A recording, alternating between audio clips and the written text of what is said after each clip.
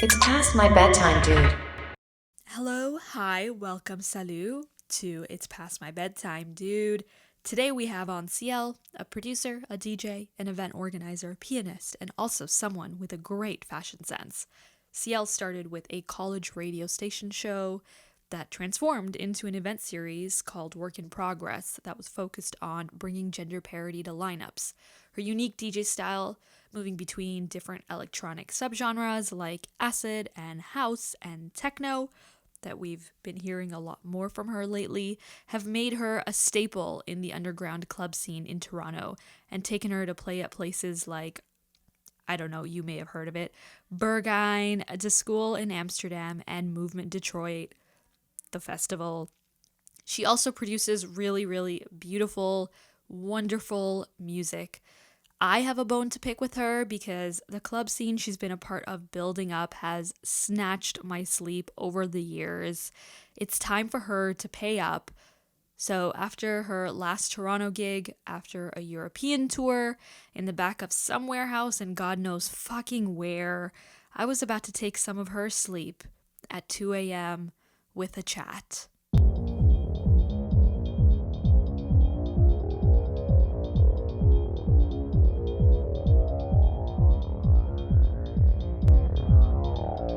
Hello, thanks for having me. First of all, how do you feel after playing the show? I think it went pretty well.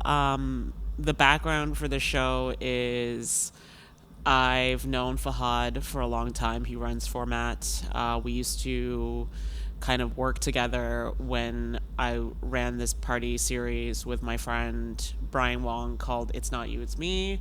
We did a lot of stuff with other promoters that were already doing things in Toronto, and always really liked Fahad, but like I felt like especially back then his scene felt very different from mine. I was not really playing techno. I started out playing really more like house and ambient, at least in Toronto. And I'm at this juncture in my career where I'm playing a lot in Europe. That of course affects my style. And when I first started playing Europe back in 2018, at that point I only really had played like opening sets for the most part. Like I would say like 90% of the sets I had played that was in my experience were opening for other DJs. And no one ever taught me that like, oh, you have to like learn to play a headlining set when you play in Europe.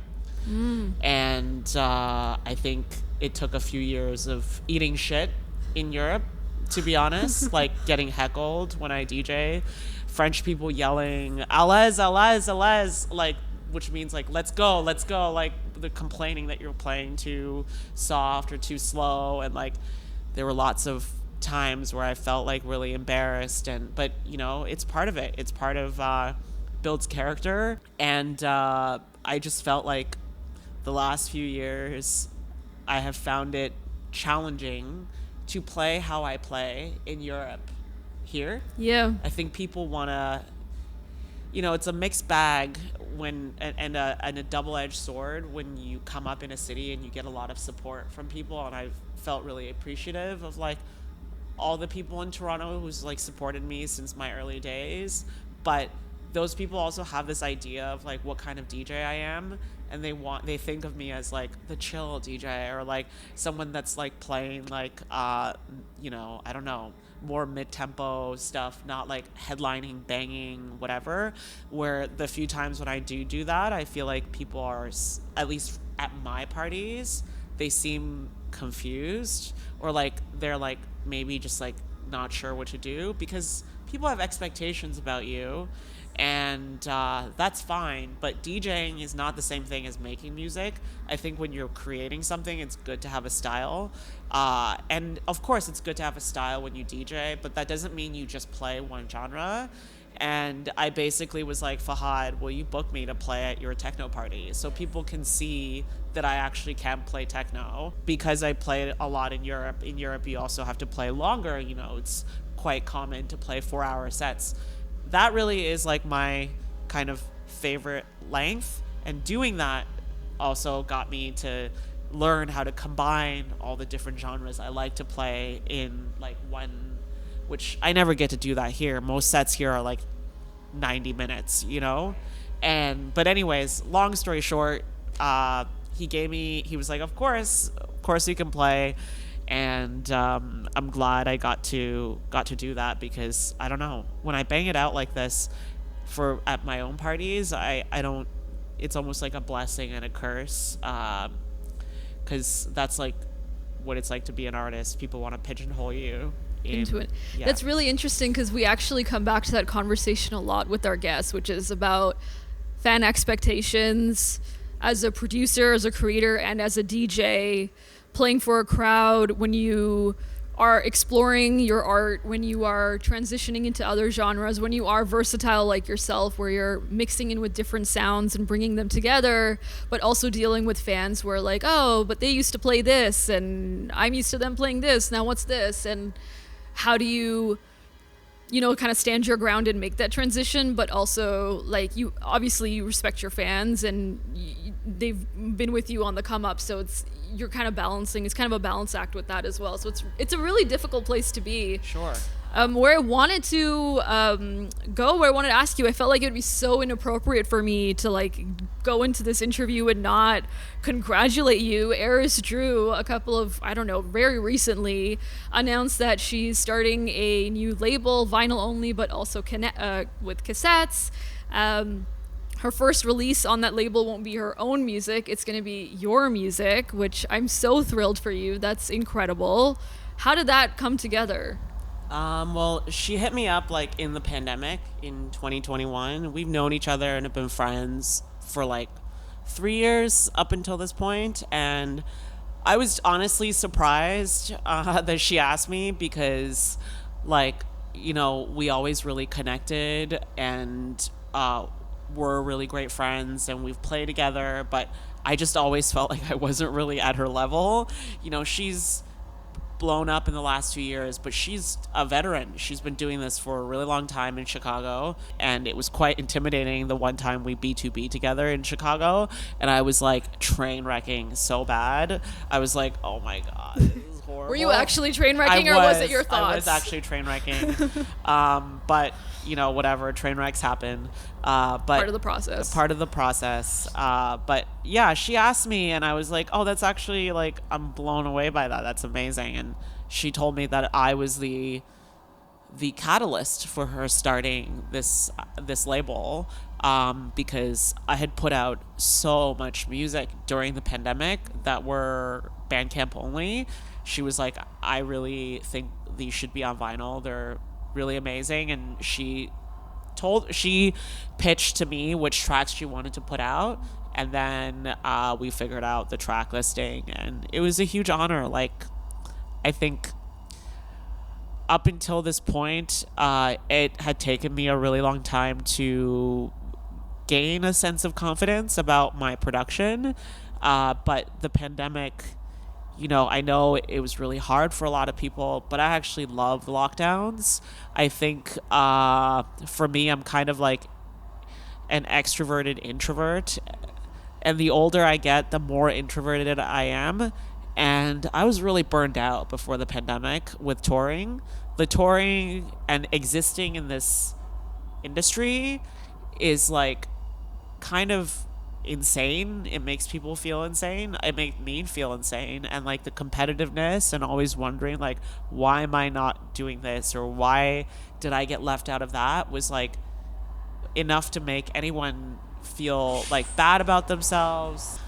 Touring is great, but it's not something I want to do for a long time. And to me, I'm the happiest when I'm like at home and playing around home. During the week, I could just go to the studio every day and make music, and I really like that kind of regimented day-to-day work. And during the pandemic, like, I worked on so many releases, but I also like wrote my album. I got a grant from the government to do that, which like saved my life really financially when we weren't really making any income, and it just gave me a huge sense of self-confidence that I never really had about my production. I also did my first live set at Mutech in 2021, and so I am a producer before first and foremost than a DJ. I always thought I would be DJ first, producer second, but DJing, while amazing, I feel like it's a very momentary kind of, happy feeling, and then it's over, and it's not really that fulfilling. Making music, it's like I can't put into words how satisfied and good it feels to finish a song and be really into it and excited about it and actually like can't wait to play it in a DJ set. It makes me more excited to DJ. DJing, I've been doing it for a really freaking long time. I'll always love DJing, but like to me it's almost like short-term gains. Like you have these great moments. You could also have really shit moments. Not every DJ set is like what we just had now. I would say a lot of my sets when I'm on tour are not good. I don't feel good about them. Maybe they're fine, but like I just don't have that confidence when I'm out there like I do here. Basically just to say that like her wanting to put it out, it was very affirmative at a time when things... I wasn't even sure if I was ever even going to tour again, to be honest. When the pandemic was happening, I was like, oh God, it's like, who even knows? Like, maybe I should just try to focus on making the music stuff. So when she was like, I want to do this compilation, and it's like almost like a best of like, and I was like, wow, that's so it is nice. Really affirming. It's really nice. Yeah. It's in that period of like trying to figure out what's your next move, and I guess a little bit feeling like uninspired from the DJing and where that's headed, and feeling like producer is kind of what you like, getting that affirmation that you're making the right decision and what you're enjoying. Yeah, it was so encouraging. Resonating. It was really encouraging, and she's somebody I've really looked up to for a long time, and she has a much bigger platform than me, so I really appreciated the fact that she was willing to take a chance on that. And I worked with a local Toronto artist I art directed the cover as she illustrated it. I saw that on your Instagram today. Yeah, I'm like super into it. I'm happy with how it turned out. My only fear is that it's going to take away some of the shine from when I actually release my real debut album, not like the... We're in a room back here with some drinks and stuff, so it's all good. But no, I totally hear what you're saying in terms of, sort of articulating how you feel when making music. I assume I can understand some of the joy in that when you're DJing, especially if you're mixing other people's music. There is a lot of creativity and a lot of work that goes into that. And there's a lot of joy, but something about creating something that's yours that never existed in the world before, and like building something that was never there from scratch, and then kind of like putting a nice little bow on it and kind of bringing it to the world and getting to play it at your own show even is really beautiful. Yeah, I feel like music making is therapeutic in ways that most DJ sets are not. Like some of them are. Some DJ sets are therapeutic, and you kind of feel like your brain has reset at the end of a really great DJ set, but those happen like once or twice a year.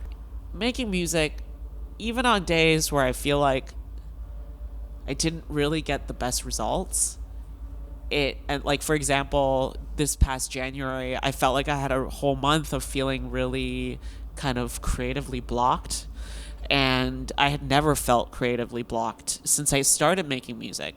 And I think part of the reason was that I had sort of gotten into this rut with my workflow where I was using the same tools all the time, starting my projects the same way. But all it took was like, I'm going to use this new piece of gear that I've never used before. I'm going to use this plugin that I've never used before. I'm going to start this track in a completely different way.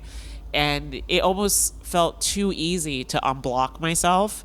And because I also make music with other people, I feel like there's something that's really special about that process as well, where I don't know, it's something just like combining of different energies and also trying to compromise and figure out like where you could meet in the middle.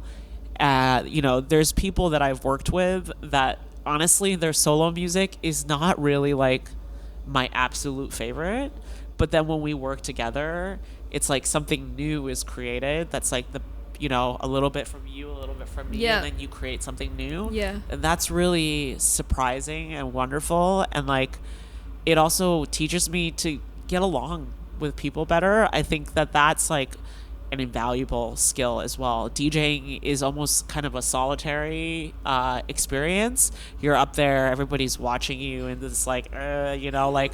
And like I said earlier before the interview started, there are a lot of things about DJ culture that I find really cringe. It's like this like celebrity worship of like, oh my God, you're so cool. Like, oh, I'm wearing my designer outfit and I'm like, on the cover of Dazed and, I'm wearing head to toe like Prada. And to be honest, like I kind of hate all of that. Yeah. I think it's really disgusting. You're going in so many places. I want to take you on. I'm so happy you're just doing it. I'm just not into it. Like, I think I want to be successful as a DJ, but I feel like there's a lot more element of like you have to sell your soul to get to a level of success where like I could buy a house, like I never thought I could buy a house. I worked in publishing before, made $27,000 a year. It was not a thing that you could buy a house with, but once I started to DJ more, I was like, oh, maybe I could actually, pool my money with my boyfriend and we could put a down payment on a condo. That would be sick, But like to get to that level of money as a DJ, I feel like you have to do all sorts of bullshit that's like fucking annoying. You gotta, I don't know, like I started getting sent clothes from labels now. Like they'll hit me up and they're like, oh, we want to send you our new line, and I'm like, oh hell yeah, that's great, I love free shit. And then I'm like, oh wait, am I gonna become one of those DJs that's like posting a picture in front of the club and being like, I'm wearing blah blah blah blah blah thanks to XYZ? I'm like I hate that. That's like to me not what underground culture is about. But as DJing has become more commercialized and like more and more popular, we're like absorbing a lot of things from more commercial spaces, like EDM. To be honest, I think EDM experience is kind of like bubble bursting in the last few years, and a lot of those people migrated into techno and into house and more underground scenes, and that's cool, that's fine. I'm not like a snob about that, but I think there is just this lacking in this like ethos that I personally found really special about dance music, and it was what drew me to underground dance music, was this sort of like iconoclastic, very anti-establishment, selling out, commercialized, and like that's how it started. That's where the culture began. Like rave. What is a rave? It was counterculture. Now people call ultra rave. A rave. And I'm like, that's not a fucking rave. That's a corporate festival, and it's not a rave. And it's a far place from the free parties of like the 90s when people would just throw crazy raves in a field and people would go and there'd be like 5,000 people and they're playing really weird music, just like bizarre 150 BPM, like loopy gabber, I don't even know, mixed with like hardcore. Yeah. So I guess because of that's basically a roundabout way of saying that, like, I don't know, I feel kind of disillusioned about a lot of DJ culture, like on a purely purely DJs. I think I always like DJs that actually produce music as well. I just think it makes you more well-rounded as a DJ. And it also makes me feel like, I don't know, that you're interested in more than just like being or like the center of attention, because making music is like, it takes a lot of patience and like dedication and like banging your head against the wall and getting nothing, and you have to really, really want it and really love it to want to dedicate it, yourself to that. Whereas like DJing has very quick rewards. You know, you take a crash course in 1 year of practicing on CDJs, and all of a sudden you're like mixing like, you know, 90s techno and just feeling so great about yourself. And it's like, yeah, I'm that bitch, you know. I'm out there, I'm doing that, but like people turn on you so quickly on the dance floor. One minute you're hot, the next minute they're heckling you and telling you that was the worst DJ set I've ever seen. You know, I've actually had that's never thank God never happened to me, but I have friends who DJ in Europe, and in Europe it's fucking crazy out there. People will say that to you. They do not give a fuck. Amsterdam, I can see it happening. In Germany, they will tell you, I don't know, are you lost? Like, should you be here? Like, I've actually had friends tell me that people would say that, like, to them about how much they hated their DJ sets and stuff like that. So, yeah. I don't hate DJing. I love DJing. It's a different energy. You, again, went to so many places that I wanted to go to, so, like, thank you. But I'm going to pry a little bit more on some of the things. One of the things you were talking about was collaborations. I know you were talking about how DJing can be a little bit competitive, and you were talking about the collaborative side when you're making music, and I sense that's kind of a nice relief, too, when you're making music. It's less of this competitive nature because you get to collaborate with other artists, and you're kind of in the same boat together trying to make this work. Generally, your collaborations, though, are really great. But I wonder, for someone who's such a versatile artist in terms of their sounds, it's not just like techno in the abrasive or the floor way, but we're hearing acid, we hear the breaks and the acid breaks, we hear house from you. When you're that versatile, I sense that collaborating with you, whoever collaborates with you really cherishes how versatile you are. But I wonder for you, how difficult it is to maintain the essence of you when you have such versatility. Is it difficult to narrow down what it is you're trying to achieve on a track? Well, I think I don't really worry about it that much because I always bring a part of me almost in spite of myself. Even if I didn't want to make a Cindy track, I end up making a Cindy track. I'm just like, I think if it comes from you, you can't fake it. So I'm not so concerned about that. And anyway, I feel like the beauty of collaboration is that it's not necessarily about you or the other person. It's about what the two of you make together that's totally new.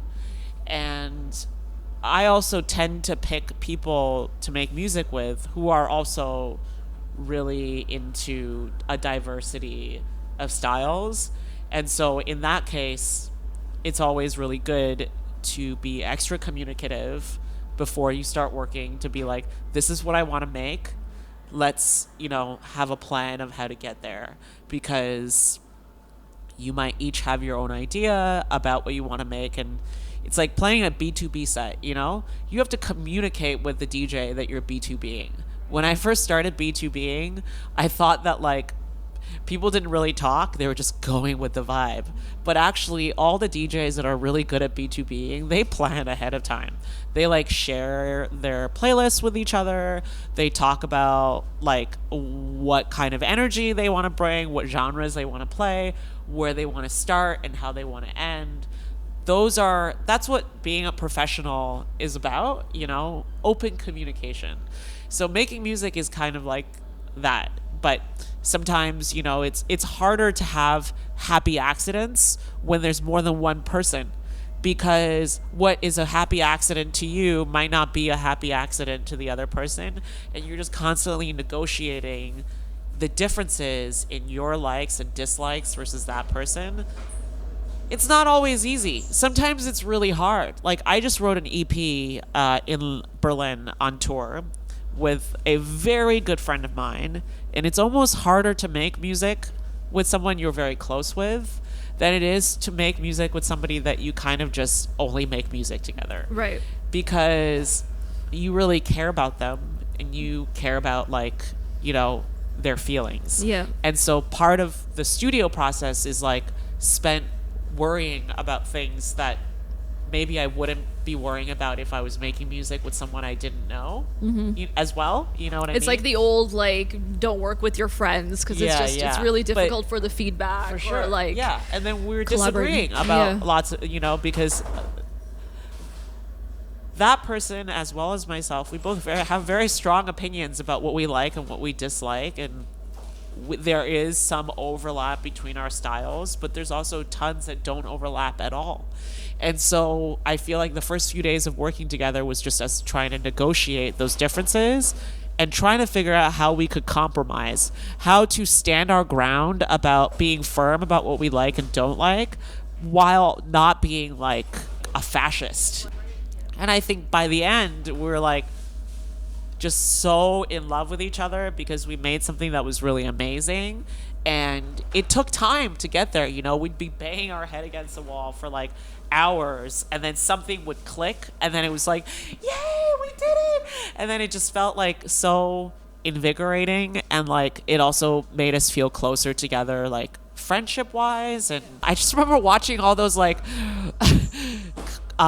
like Project Runway, like Top Chef, all those like competition reality shows where like every time they did the episode where it's like team challenges, everyone would freak out and be like, oh my God, I can't do this. And they would have a meltdown. And I'm like, now, like, I didn't understand it back then because I wasn't creating. Now I am creating. I create with like, I'm like a collaboration whore, to be honest. If I can even say that word, I'll collaborate with anybody. And I think now I really look down at those people that are like, I can't collaborate. Oh my God, the world is ending. Because I think if you can't do that, then like, I think there's something frightening because I think when people are used to having so much control themselves, even in making music, they have so much control creating their own music. When they have to collaborate, it's like, oh fuck, now I have to compromise, now I have to communicate, now I have to negotiate, now I have to give feedback. It seems terrifying, and it's like, how do I relinquish this control? And I also think that our society, the way that we conceive of art and artists and what makes like a genius artist versus a non-genius artist is that like people are obsessed with the idea of like having a singular vision, someone that is like very singular in their approach.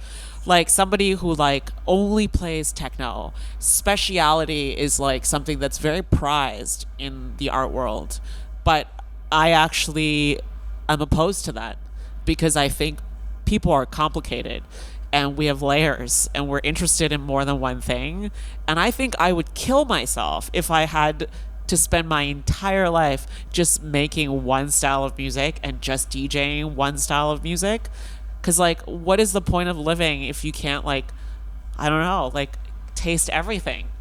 Yeah, I do think there's definitely a thing in the culture where there seems to be a lot of currency placed on artists who create one kind of music and it's one very particular sound. But when you think of the artists who've had a lot of longevity in their career, who I think amazing body of work with an amazing body of work that ultimately even people with that opinion hold in high regard, have a lot of respect for, don't tend to have one sound. They have an extensive set of sounds that they glue together and do a really good job at bringing together. Just like their lives, their careers also grow, right? They learn things, and like that's also like why I love to collaborate, because I learn from other people, and I think that's so important. I think we tend to, in electronic music, we're obsessed with this person who does everything, DJ, producer, arranger, composer, musician, sound engineer, that you do everything and like you do everything yourself because that's sort of the DIY spirit. I was just gonna say that, but like I actually think that like it's kind of psychotic because it's not like how the rest of the world is, that if you make music in any other genre, you're collaborating with other people. And I also think that's the thing about like DJs and DJ culture, underground dance music culture. People are really afraid to admit that they can't do something. It's like people are gonna call that was you the out. first thought. I was reading an interview you did about when you started making music, and how it was kind of like you started learning Ableton, and then a couple of months later you kind of had your first release that came out. But you were talking about learning and playing around with Ableton and like not feeling like an expert right off the bat, going back to a friend and like letting them hear some of your stuff and taking that feedback and working on it. And I was reflecting on my own reaction to reading that, because I was like, I have never heard anyone who DJs, produces, anyone talk about working through Ableton and learning Ableton and getting feedback from anybody in the community on what their music sounds like, because it's very much like, I did this, I came out of the womb knowing how to do all of this shit. Like, I've been amazing from the start. No one can say anything different. You just don't hear any other perspective. Like, I just feel like that's very egotistical and not like reflective of reality. Yes. I mean, like, I learned music from a very young age because I was trained, and I'm used to thinking of music as something that like you learn from like a teacher. I'm not a self-taught pianist, you know. I learned that, like, I went to school for it. With production, people think that like, you know, you gotta like just learn how to do it yourself. There's like this weird thing with B2Bs where like some DJs are really protective of their stuff, where like they're playing with somebody and their track is falling out of sync, right? Okay. And they'll feel some type of way if their DJ partner fixes their platter Okay. to make it not out of sync. You know? Oh. Some DJs will hate that. Some DJs will be like, don't touch my platter, even though we're literally playing together. Yeah. We're a team. And if you are train wrecking, it reflects poorly on the both of us. Yeah. And I remember just like last weekend I played in Groningen? I can't pronounce it. Groningen? Yeah, it's like Groningen, but it's pronounced Groningen or something. Yeah. I played there. It was amazing. I played this festival. And then after I played, my friend was also playing the festival. And they asked me and my friend to B2B at the after party. I was like, yeah, sure, we'll do it. And we were like playing together.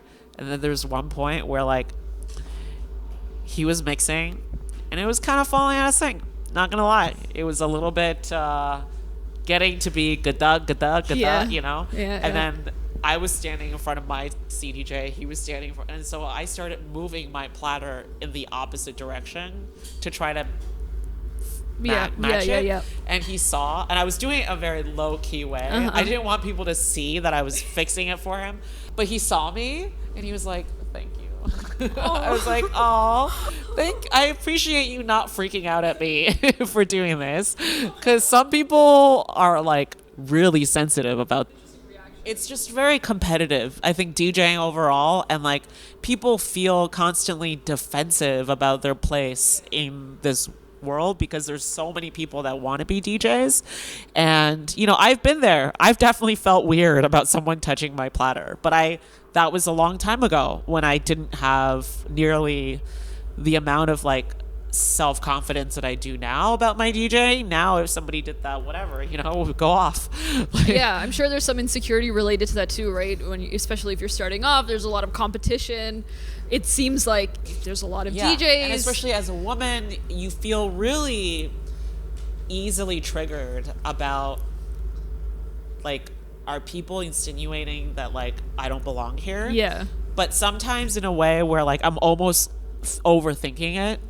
Like they actually don't mean anything negative at all, but I perceive it to be because I'm already kind of like, I got my defenses up, you know? And I feel like it took me a long time of doing this and like paying my dues or whatever before I sort of lost that oversensitivity. I still get sensitive about stuff, absolutely. But a lot of the stuff that used to really make me feel like unsure about myself, I don't. You don't get there anymore. No. That's a good place to be. Sure, yeah. And I hope producing, I guess, has provided some of that Yeah, extra I boost think in that was the thing. confidence. Yeah, definitely. Is like there were As someone who's been DJing for a little bit now and more recently has started experimenting with making music, this really resonated with me, which is I realize that the music I make is different from the music I typically DJ. And when I made that transition, I felt like it would be this very easy, it would be connected, they would work well together, I'd start playing my own music. But it's hard to articulate, but that's not what happened. Like the music I was making is different from the stuff I DJ in some ways. And I read somewhere, again paraphrasing, but something about how when you started making music as well, it's a little bit different from what you usually DJ, and you're working on sort of bridging that difference. It's hard for me to articulate why that happens. Do you have any idea? What's your theory on that? Of course, it's very easy to explain why that happens, because the thing that you use to make music versus the thing that you use to DJ are totally different things. You know, making music and DJing are not the same thing. And a lot of times when you're making music, you have this urge to, you're almost like beholden to the experience of creation itself. And sometimes things just kind of happen accidentally. Or if you're like me, for example, I'm a product of my musical education. And for most of my life, I wasn't listening to techno. And so I can't just get rid of that part of me. And so a lot of the times when I first started making music, I was making very melodic stuff. It was also the lack of skill, the lack of technical understanding of like, okay, I can write a melody for like a pop melody, but how do you write a techno melody? What makes something more suitable for that? What makes something more suitable for this? And that won't happen right away. You have to like learn more to get there, you know? And that's fine. You know, that's totally okay. I think I remember like my second EP, I was like obsessed with this idea of like, I will never use an arpeggiator because I am a classically trained musician. So I'm going to write out this entire arp. I'm going to write it out note by note. Yeah. So like my second record has this like breakbeat song that has this like it has this arp. I wrote that note by note. Wow. And then like the commitment. Yeah, programmed it in. Yeah. Now I write lots of arps that are not note by note programmed in. Because I feel like, what's the point of that? What am I adding? Exactly. Yeah. I mean, it might be more unique but you can use the tools to make it more unique without having to write the note like one by one. It's just some weird mental It's a weird mental thing. Yeah. And at the end of the day, we're a product of our circumstances and our background, our experience. And you might feel like you kind of have to get it out. You have to get out the stuff that you want to make, that like you feel inclined to make, that you don't necessarily feel inclined to play. But it's part of the road of like getting there. You know, you have to do something for a million times before you learn it. And maybe that's part of your process, you know? Like I've been making music since 2017. It's now 2023, and I feel like it's only within the last year that I've been able to make music that I would actually play in my DJ sets. So that's really encouraging to hear. So, thank you. I think it's something about electronic music as well. I think it's gotten this like cred, and it's probably changing, but for a long time was like, oh, it's just laptop music. They're just, what are they? It's not real music. And I think there's something that like latched on the back of my head as someone who's also like classically trained in a sense on piano and guitar and whatever. So I'm like, oh, I can't use an arpeggiator. I got to put this in myself and prove that I'm actually doing something. That's your inner Luddite speaking. Yes, it is. It's internalized. Yeah. Someone like you, again, we're talking about versatility, lots of different sounds. You play around with a lot of sounds.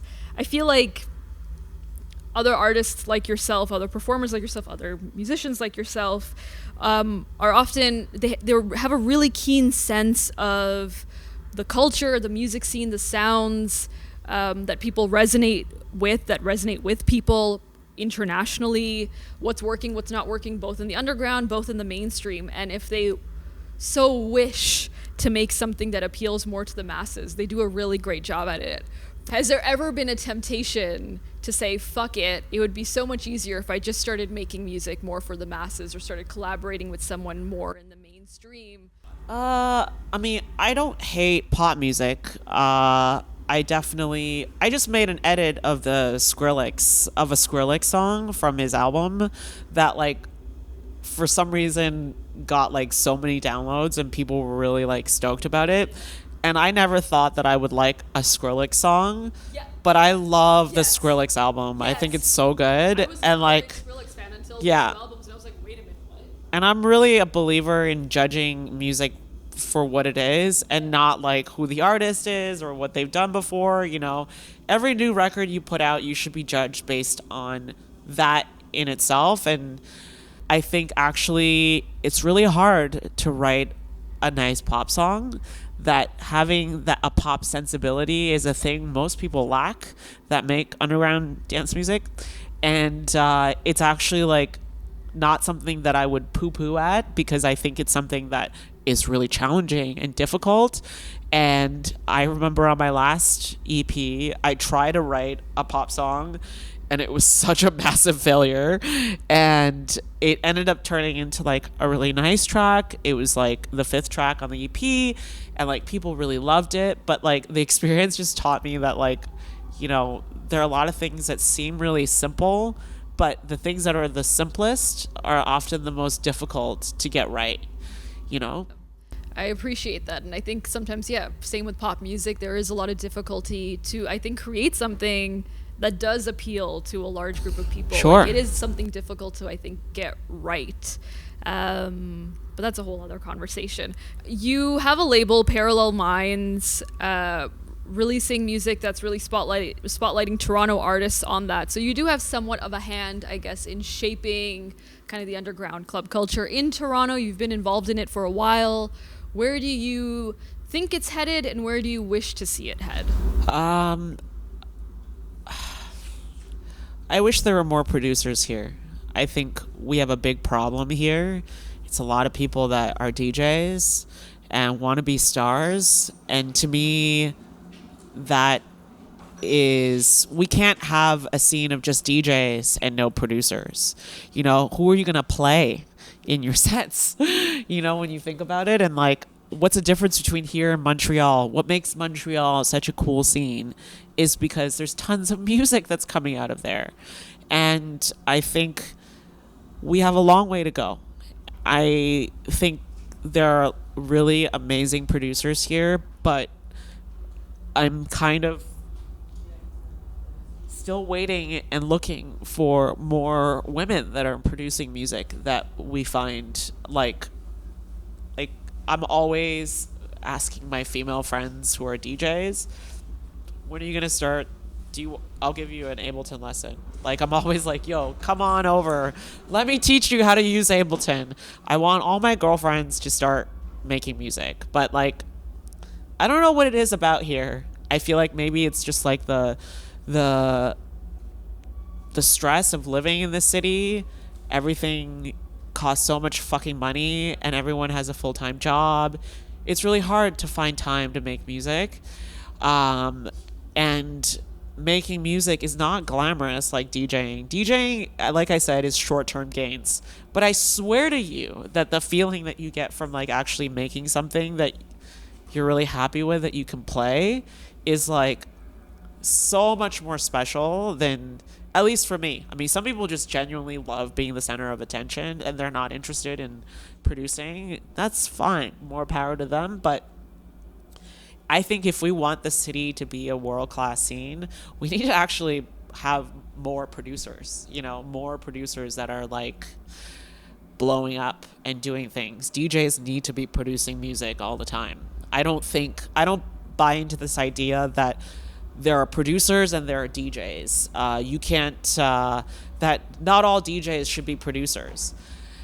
producers aren't like some magical peacock unicorns that are like born out of the womb, like ready to produce. You know, I never thought I would be doing this. The only reason that's the only thing that sets me apart from other people is that I like really wanted to do it. We have much to improve in that arena. So that's kind of my thought about it. You heard it here first. We need more producers in Toronto, and then hit up Ciel when you've got something. Yeah, good. send me your demos. Send me your demos. We're about to get booted out of here, so I'm gonna wrap this up. Thanks for listening. Thanks for being on the show, Ciel. It was really great speaking with you. Nice to talk to you. Thanks for having me. And good night. Good night, everybody. Speaking to Ciel was inspirational and encouraging. Very therapeutic, actually. She's so open and honest about things. Producers really shouldn't feel weird about sharing, but it's great to hear it. She's really generous about sharing her thoughts and reflections. Ciel's first event series, Work in Progress, I think is such an apt way to describe her. She's proudly a work in progress, constantly evolving her perspective, her approach, what music is for her. And I think something we should probably all be doing as well, regardless of what work we're doing. Creative work doesn't happen overnight. We know this. It's a process, and your work will always be a work in progress. We are always changing, and so will our music, as Ciel was talking about.